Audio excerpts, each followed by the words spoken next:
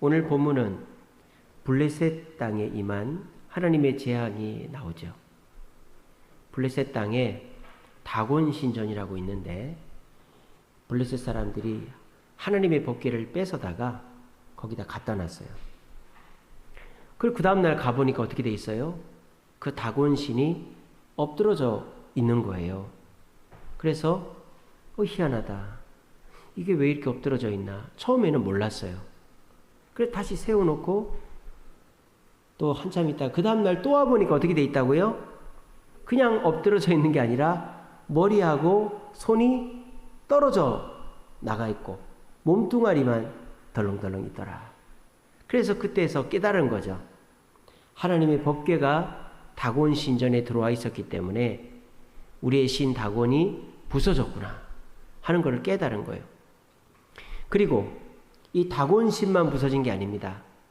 그 뒤에 보니까 6절에 여호와의 손이 아스돗 사람에게 엄중히 더하사 독한 종기의 재앙으로 아스돗과 그 지역을 쳤다 그랬어요. 그래서 이 아스돗에 재앙이 일어난 것입니다. 이 재앙의 원인은 법궤를 빼앗았기 때문이죠. 자, 그러면 이 반대 급부에 있는 이스라엘은 어떻게 됐을까요? 우리는 보통 권선징악적인 사고를 가지면 한쪽이 벌을 받으면 한쪽은 잘 돼야 되잖아요. 그죠? 이스라엘은 어떻게 됐을까요? 더 비참했습니다. 이스라엘은. 홈리와 비나스라는 제사장의 두 아들이 평소에 망나니였는데 어쩔 수 없이 리더니까 전쟁터에 나가 싸우는데 맨날 지는 거예요. 그래서 어떻게 합니까? 하나님의 법궤를 가지고 나가면 이기더라 하는 얘기를 어디서 주워 듣고는 성막 지성소에 있는 하나님의 법궤를 들고 전쟁에 나간 것입니다. 그럼 이겨야 될 거 아니에요. 어떻게 됐을까요?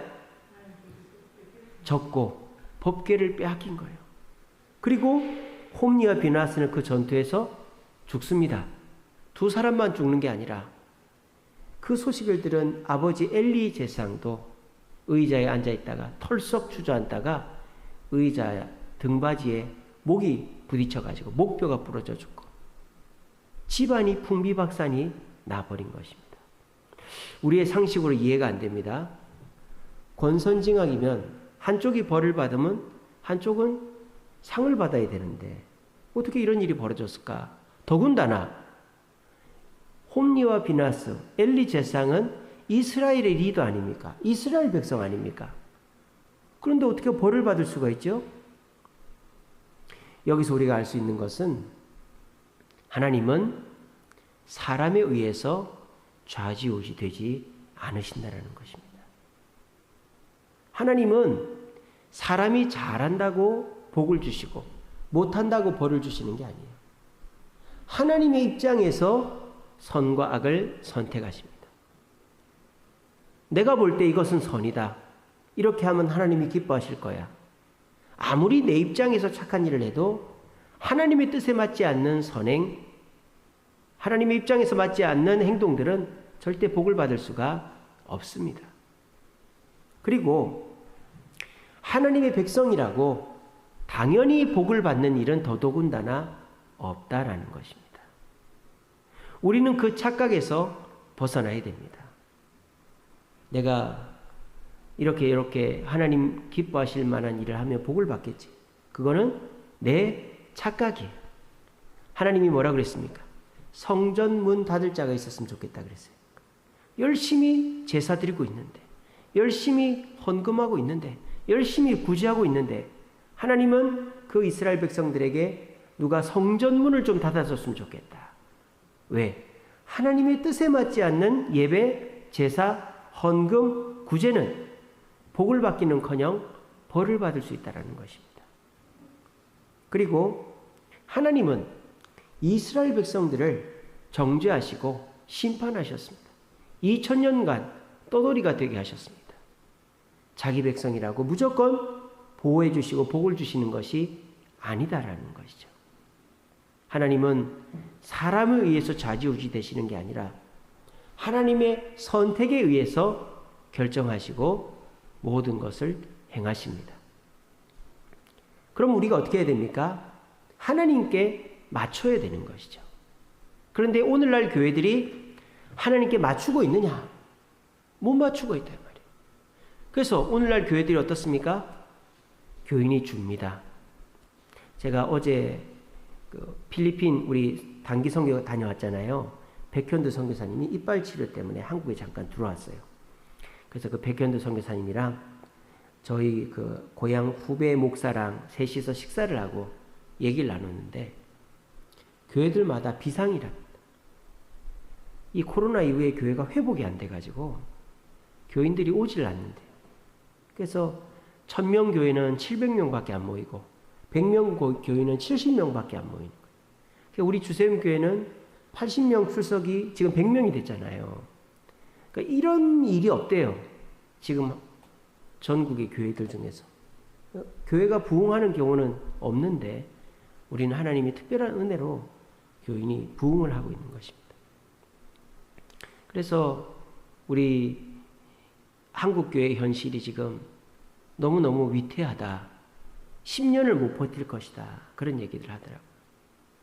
그게 왜 그러냐면 목회 사역자로 지원을 안 하는 거죠. 지금 신대원마다 한 30-40명씩 미달이에요. 젊은이들이 사역자가 되려고 하질 않는 거예요. 지금 유럽 같은 나라들은요. 신학교를 젊은이들이 안 간 지가 오래됐거든요. 어떻게 하는지 아세요? 아프리카, 동남아시아에 있는 목사 신부들을 수입을 합니다. 세상에. 사역자도 수입을 해요. 아프리카 사역자, 동남아시아 사역자를 수입을 해요. 그렇게 해서 사역자를 세우는 거예요. 왜? 교인은 있어요. 교회도 있어요. 재정도 있어요. 유럽의 교회들은 종교세를 냅니다. 내가 태어나면 내 종교를 출생기록부에 기록을 해야 돼요. 나는 가톨릭, 나는 개신교 이런 식으로. 그러면은 그 종교에 내 수입의 얼마를 자동적으로 세금을 내게 돼 있어요. 세금을 떼게 돼 있어요. 그러니까 국가에서 세금을 떼서 사역자들 돈도 월급도 주고 교회 운영비도 다 주는 거예요. 그래서 유럽의 교회들 대부분은 헌금 시간이 없어요. 헌금을 안 해요. 왜? 세금으로 다 내니까. 이제 거기서부터 교회가 망하기 시작한 거예요. 사람이 물질이 있는 곳에 마음이 있다고 세금으로 떼는 거하고 내가 직접 내는 거하고는 그 예배 시간에 헌금을 내야죠. 그게 예배의 순서인데 그걸 세금으로 인간의 편리함 때문에 세금으로 떼나니까 결과적으로 어떻게 되느냐. 교회가 이제 문을 닫는 거예요. 레스토랑, 카페, 이런 거면 좋죠. 술집, 호스트바, 이런 걸로 변하는 거예요. 모슬렘 사원으로도 변하고요.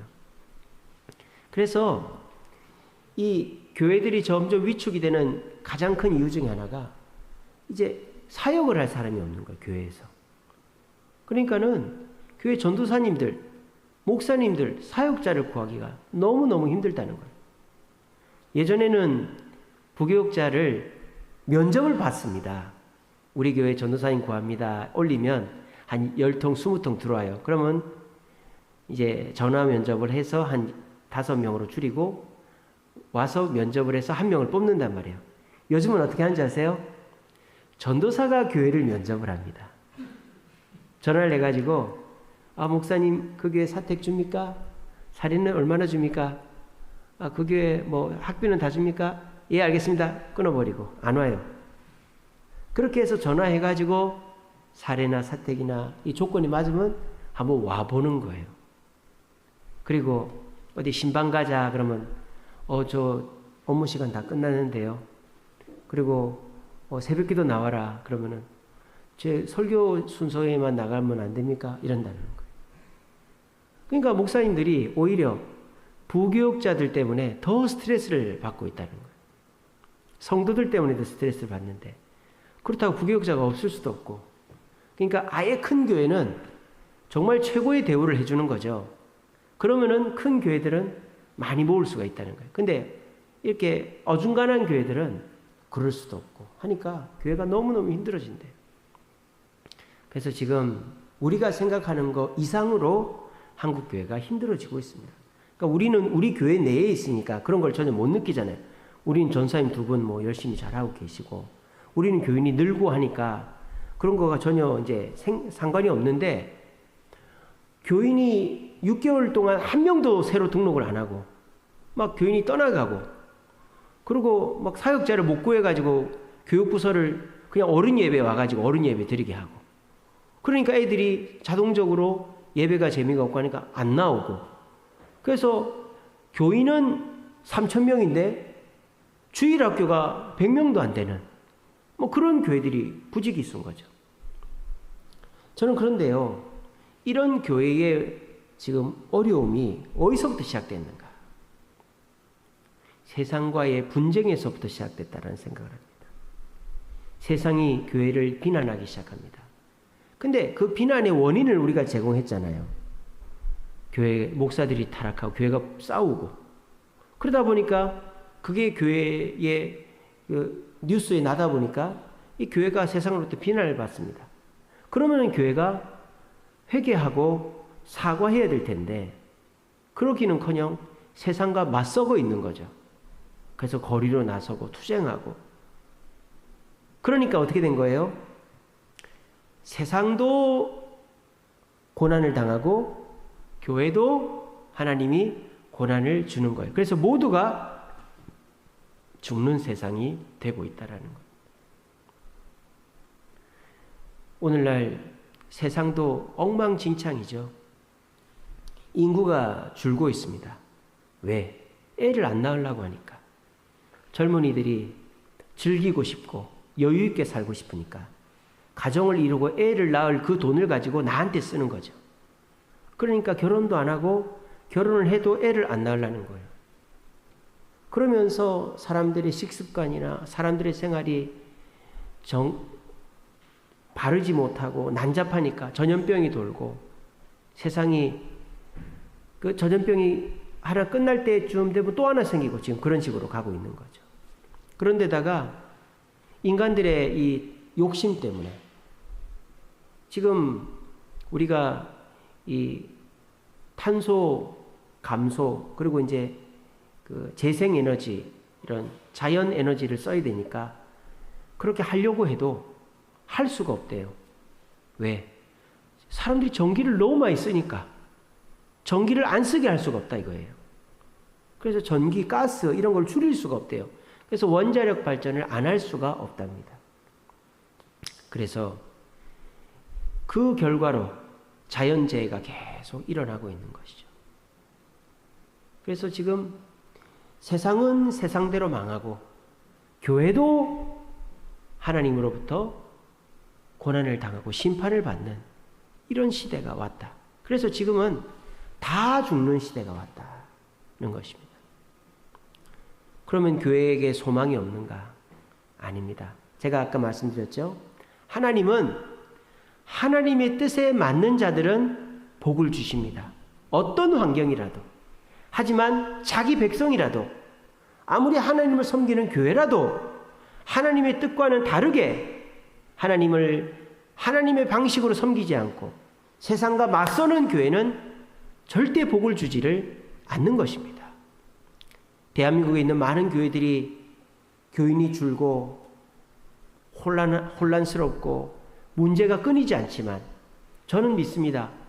우리 주세움교회는 하나님의 뜻에 맞게 교회의 말씀을 선포하고 성도들을 가르치고 서로 사랑하고 교회를 운영해 나아가면 세상은 망하고 교회들이 어려움을 당해도 이 주세움교회는 노아의 방주와 같이 하나님의 축복이 끊이지 않는 축복의 보호막이 쳐져 있는 교회가 될 줄로 믿습니다. 그러면 우리뿐만 아니라 우리의 가족들, 우리 이웃들, 우리 주변 사람들은 다 사는 거예요. 그래서 오늘은 모두 죽는 길이 아니라 모두 사는 길에 대해서 말씀을 전하기를 원합니다. 지금은요, 같이 죽자라는 시대인 것 같아요. 같이 죽자. 서로가 헐뜯고 비난하고 싸우고 내가 잘했다, 네가 잘했다 절대 화해하지 않고 자기의 마음만을 내세우는 이 시대 속에 모두 같이 죽는 거죠. 여러분, 하나님은 하나님의 백성이라고 무조건 보호하고 칭찬하지 않습니다. 이런 식으로 하면 서로 비난하고 다투고 세상과 맞서면 교회도 하나님으로부터 심판받게 될 것입니다. 그러면 우리가 어떻게 우리도 살고 세상도 살게 하는 방법으로 나아갈 수 있는가? 저는 그것을 열왕기하 6장에서 찾아보았습니다. 열왕기하 6장 무슨 내용입니까? 엘리사가 사는 도단성을 아람 군대가 포위한 이야기입니다. 아람 군대에서 회의를 했는데 아람이 북이스라엘과 전쟁만 하면은 맨날 지는 거예요. 이게 도대체 어떻게 된 일이냐? 그래서 알아보니까 북이스라엘에 아람의 모든 작전을 왕에게 가르쳐주는 사람이 있다는 거예요. 그게 누구냐? 그게 누구예요? 엘리사라는 거예요. 엘리사가 누군데? 첩보원이냐? 아닙니다. 선지자입니다. 이 엘리사라는 사람이 하나님께 기도해서 우리 아람 군대의 모든 작전을 그 북이스라엘 왕에게 얘기해 주니까 우리가 질 수밖에 없습니다. 이렇게 얘기를 하는 거예요. 그러니까 아람 왕이 그 엘리사 잡아와 이렇게 된 거예요. 그래서 도단이라는 엘리사가 사는 조그마한 성을 그 많은 아람 군대가 에워싸가지고 엘리사를 잡아 죽이려고 한 거예요. 근데 결과적으로 어떻게 됐죠? 엘리사가 죽었습니까? 안 죽었죠? 자, 그러면 권선징악으로 따지면 선은 엘리사잖아요. 악은 아람 군대죠. 아람 군대는 죽었겠네요. 아람 군대도 한 명도 죽지 않았습니다. 모두가 살았습니다. 이것이 오늘날 저와 여러분들이 따라가야 될 길이다라는 것입니다.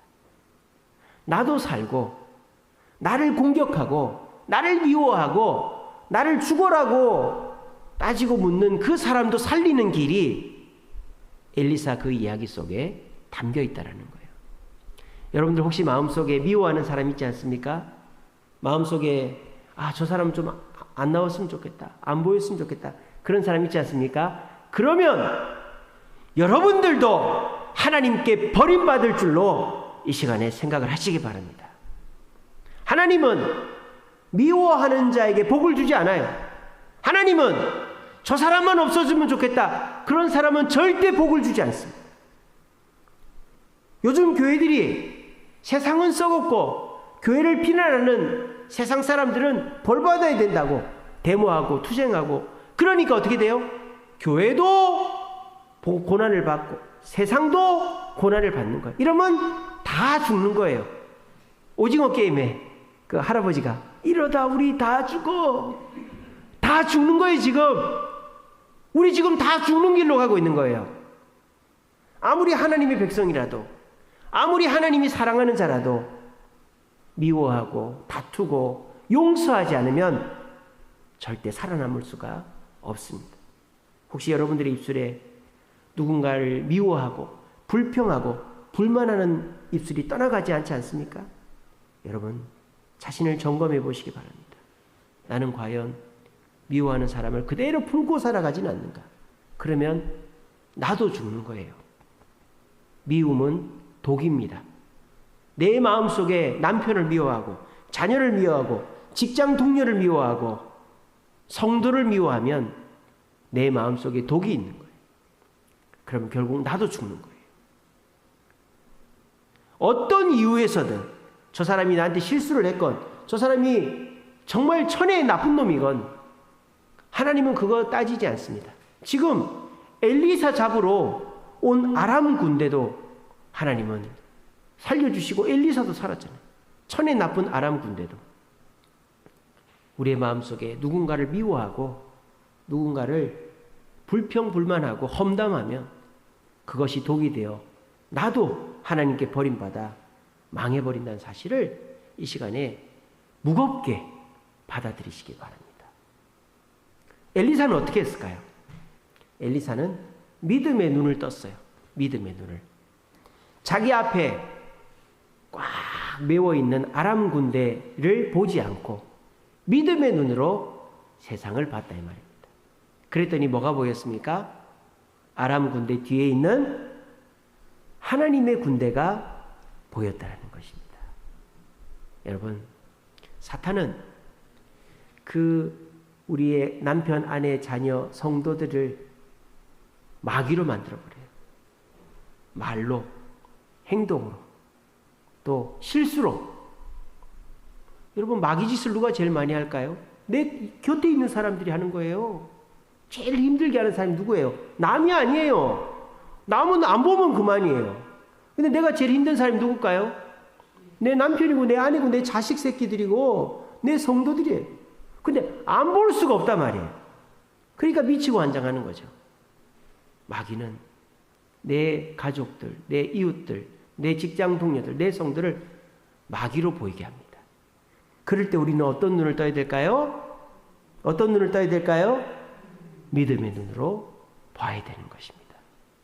믿음의 눈으로 보면요, 그 사람이 하는 잘못이 실수로 보입니다. 그 사람이 하는 말이, 험담들이 그 사람의 본심이 아니다라고 들리게 됩니다. 그 사람이 나를 때리는 것이, 그 사람이 나를 때리는 것이 아니라 자기도 얼마나 화가 나면 그럴까 이해가 된다 이 말이에요. 믿음의 눈으로 본 말이죠. 우리가 세상의 눈으로 사람을 보면 저 사람이 저럴 수가 있나? 내가 이렇게 잘해줬는데 어떻게 이럴 수가 있나? 이렇게 보인단 말이에요. 근데 믿음의 눈으로 보면은 상대방이 어떻게 보일까요? 불쌍하게 보이는 거예요. 불쌍하게. 지금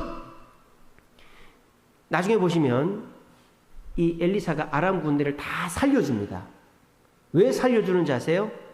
불쌍하거든요. 왜 불쌍할까요? 아람 군대 뒤에 누가 있어요? 하나님의 군대가 있는 거예요. 그러니까 엘리사가 하나님께 기도하면 아람 군대는 그 하나님의 군대한테 씨가 마르는 거죠. 불쌍합니까? 안 불쌍합니까? 얼마나 불쌍합니까?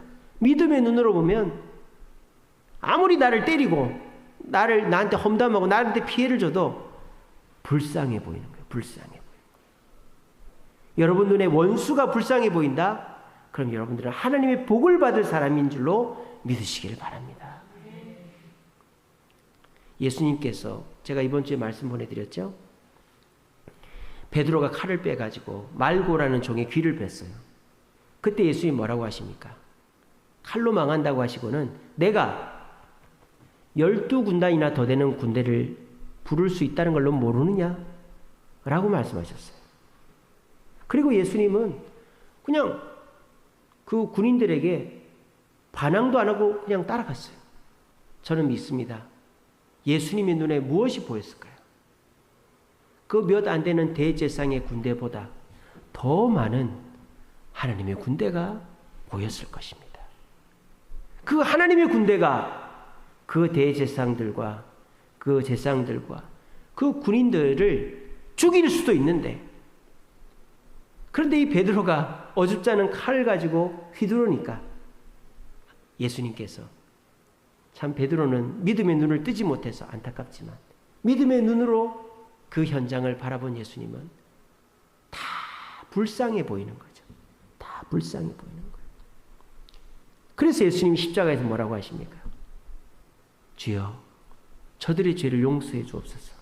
저들은 자기들이 하는 일을 알지 못합니다. 여러분, 그런 믿음의 눈을 가지면 우리는 원수 맺을 일이 없어요. 우리는 마음속으로 막 부해가 차는 일이 없어요. 다 불쌍해 보이거든요. 아유, 저 사람 참 어떡하냐. 아유, 나한테 쌍욕을 해도 말이죠. 아유, 저 사람 얼마나 속이 답답하면 나한테 저러겠나. 차라리 나한테 하니까 다행이다. 그죠? 여러분, 그런 마음 가져보신 적 없어요? 누가 나한테 막 쌍욕을 했어요. 그러면 다른 초신자나 다른 성도에게 해가지고 싸움이 일어나느니 차라리 내가 그 욕 먹고 마는 게 다행이지. 이런 마음들 저는 들 때가 가끔 있거든요. 그런 것처럼 내가 욕을 먹고 내가 한 대 맞고 차라리 내가 한 대 맞는 게 낫지. 저 사람이 다른 데 가서 싸움질하는 것보다 내가 한 대 맞는 게 낫지. 저 사람이 다른 데 가서 행패 부리는 것보다 나한테 행패 부리는 게 낫지. 여러분 그런 마음이 들면 여러분들은 하나님의 복을 받는 사람이라는 거예요. 여러분 엘리사는요 믿음의 눈을 뜨니까 자기를 잡아 죽이려고 왔던 그 수많은 아람 군대가 불쌍히 보였다라는 것입니다. 그리고 이 엘리사가 어떻게 합니까? 하나님께 기도하죠. 기도했더니 그 아람 군대의 눈이 다 멀어버린 거예요. 눈이 보이지 않는 거예요. 그리고 이 엘리사가 그 아람 군대를 사마리아 성에 가둬버립니다. 그리고 눈을 뜨게 합니다. 그때 이스라엘 군대가 포위를 하고 있죠. 그때 이스라엘의 왕은 뭐라고 합니까? 엘리사를 아버지라고 불러요. 아버지. 왜? 엘리사가 그만큼 그 왕에게 많은 정보를 줬으니까 이렇게 얘기합니다. 아버지요, 죽일까요? 죽일까요? 그랬습니다. 아버지요, 이 아람 놈들 죽여야 되겠죠. 안 죽이면 어떻게 해요? 또 쳐들어올 건데 죽여버려야 되겠죠. 그 왕의 눈은 믿음의 눈이 없었던 거죠. 그죠? 지금 눈앞에 있는 그 아람 군대만 보인 거예요. 근데 엘리사가 어떻게 합니까? 왕이시여, 죽이지 마시고 먹을 것을 줘서 돌려보내라고 합니다. 이게 뭡니까? 긍휼의 마음이죠. 긍휼의 마음. 긍휼의 마음은 누구한테 있을까요? 여유 있는 사람한테 있는 거예요. 여유 있는 사람한테. 여러분 막 이렇게 화를 내고 주먹을 휘두르고 욕을 하고 이런 사람 있죠. 왜 그럴까요? 그 사람이 진짜 힘이 세서 능력이 많아서 무서워서 그런 게 아니에요. 그 사람이 막 우리를 압도해서 그런 게 아니에요. 겁이 나니까 그러는 거예요. 욕을 하고 때리려고 하고 싸우자고 하는 사람은 겁이 나는 거예요. 겁이 나니까 그렇게 하는 거예요. 진짜 무서운 사람은 목소리를 안 높입니다. 진짜 무서운 사람은 주먹을 안 휘두릅니다. 조용하게 음성을 깔아도 상대방이 주눅들게 돼 있어요.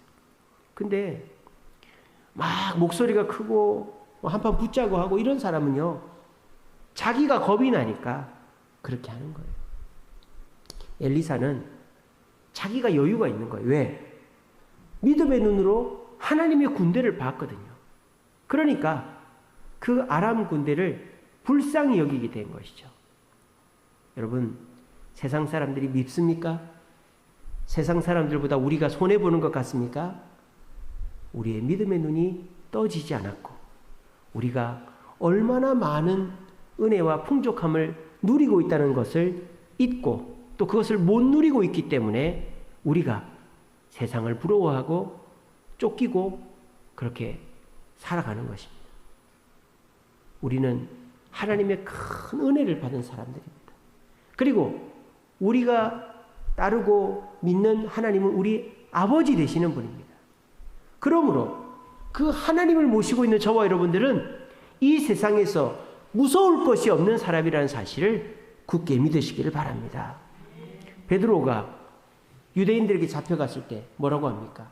내가 하나님 말씀 듣는 것과 너희 말 듣는 것 중에 어떤 것이 옳은가 판단하라고 담대하게 얘기했습니다. 그때 베드로에게 있어서의 담대함은 무엇일까요?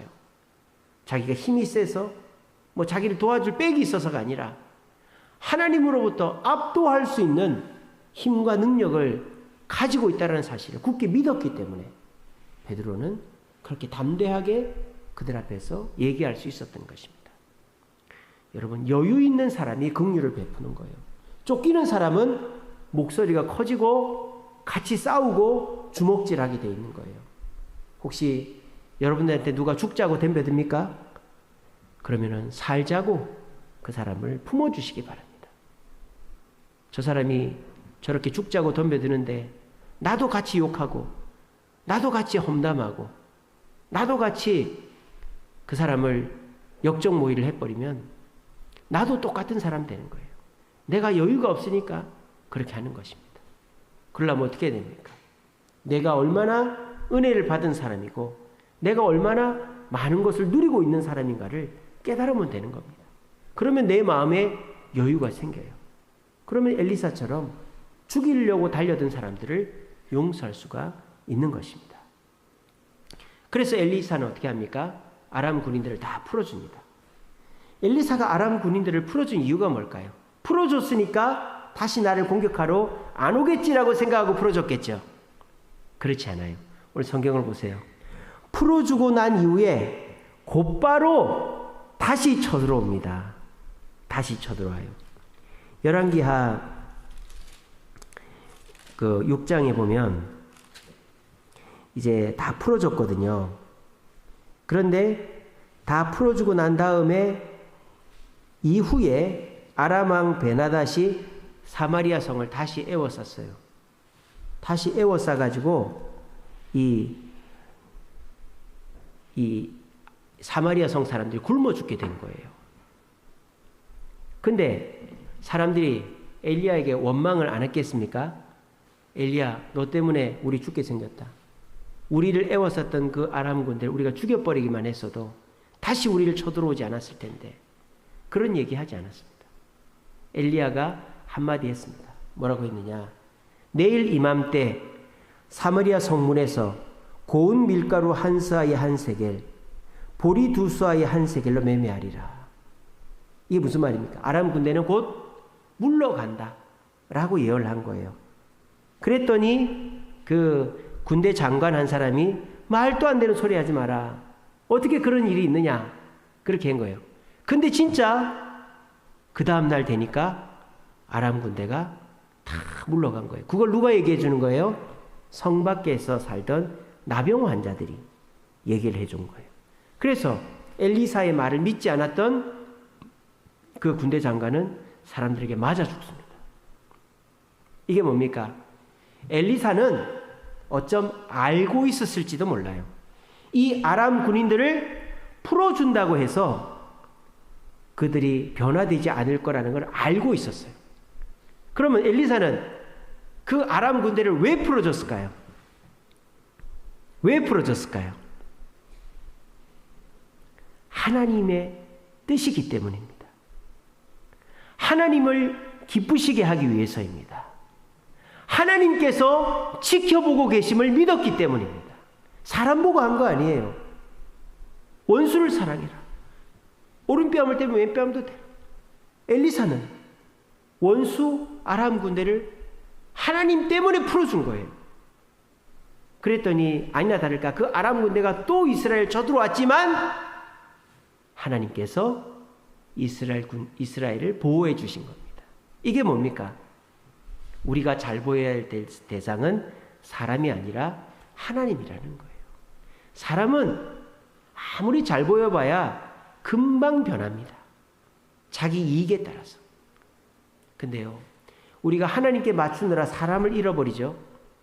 그런데요, 하나님은 절대 변하지 않습니다. 끝까지 우리를 챙겨주십니다. 여러분들이 누군가를 용서하지 못할 때 그런 마음이 있을 거예요. 이 사람 또 이럴 거다. 또 이럴 거다.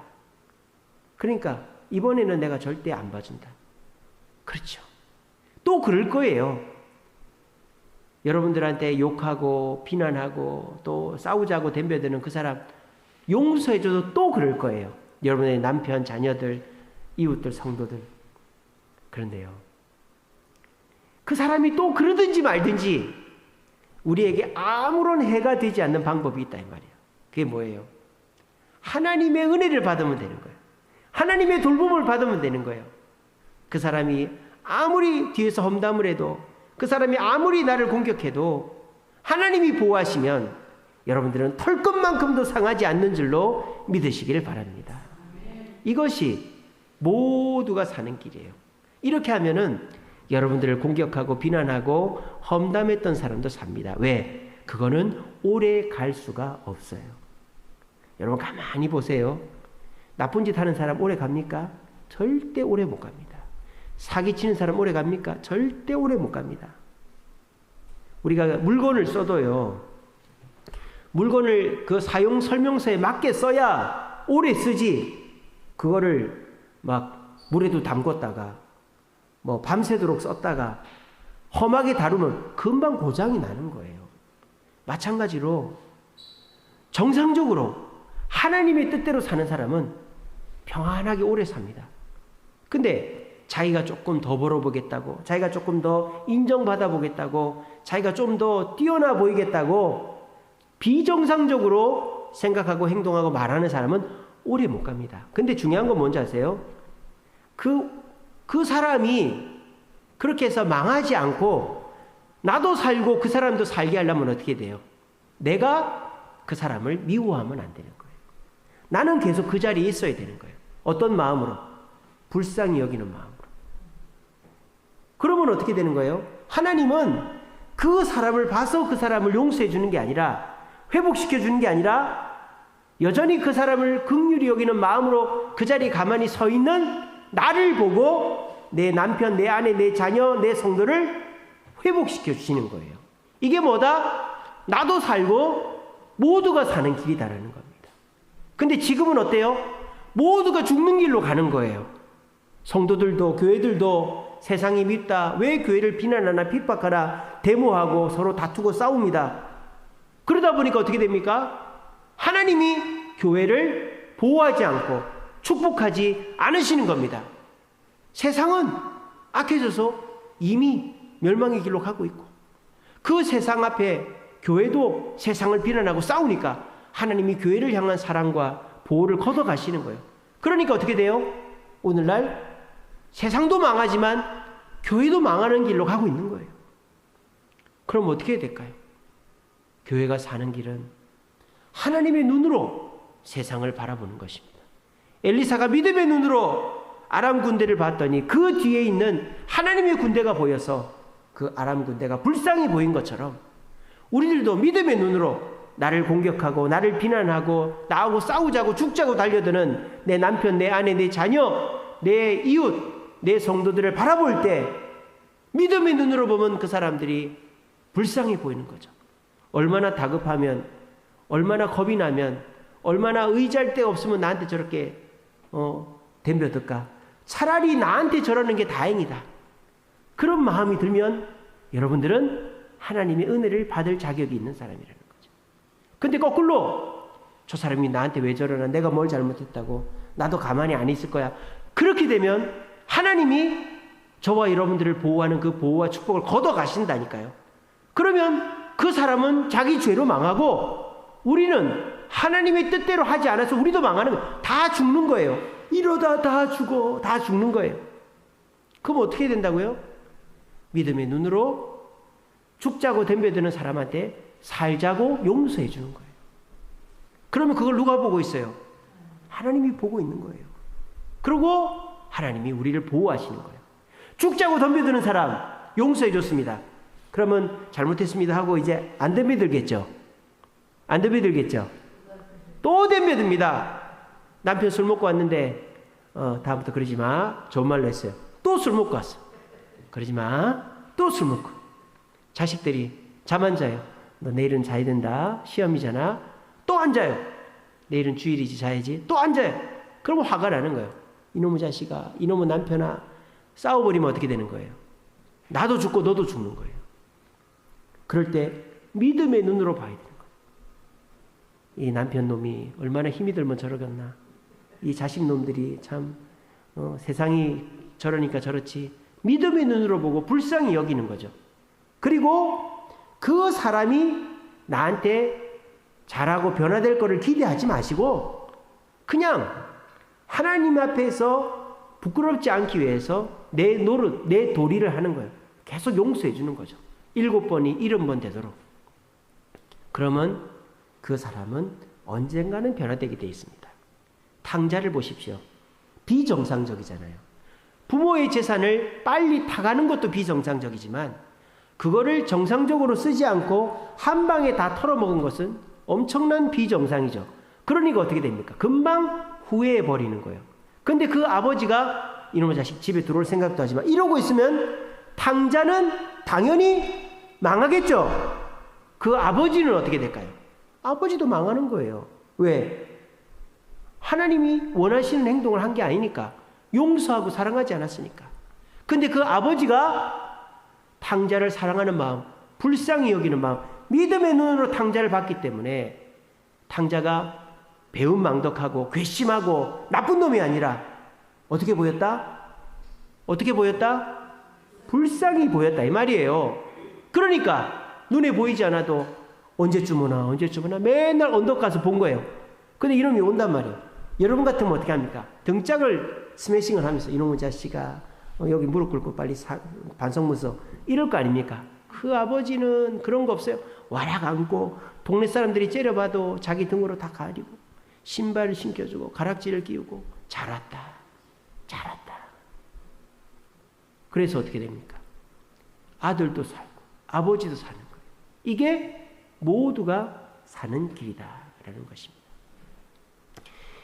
이사야 26장 3절 말씀에 심지가 견고한 자를 평강의 평강으로 지키신다 그랬어요. 여기서 심지가 견고하다는 말이 뭘까요?